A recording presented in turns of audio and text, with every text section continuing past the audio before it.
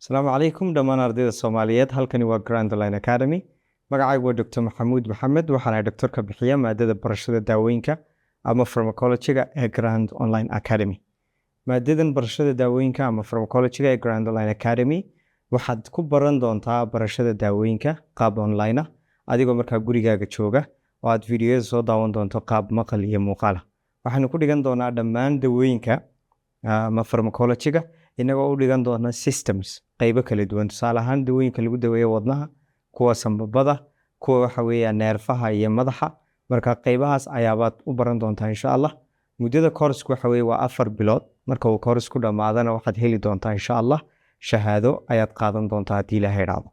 Course-kan sidoo kale waxaa la socda barashada sida loo xisaabiyo dawada ama drug calculation oo markaa aad u anfici doona insha Allah dadka nurses-ka iyo waxa weeyaan midwives-ka markaa shaqaalaha caafimaadka dawada siinaya si ay u bartaan markaa dawada qaabka loo xisaabinayo.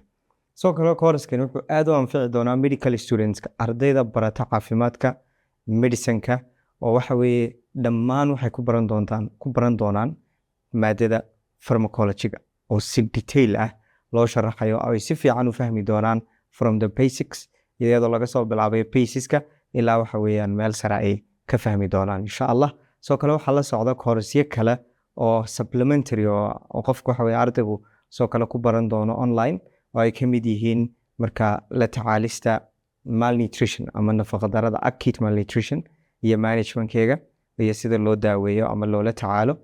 Isqoristu way socotaa, fasalo cusub ayaan qaadanaynaa. Ha moogaanin haddii aad xiiseynaysid waxaad la soo xiriiri doontaa nambarada hoose. Sidoo kale waxa weeye ha moogaanin inaad video ka sii baahisaan si uu dad fara badan u gaadho. Halkani waa Grand Online Academy.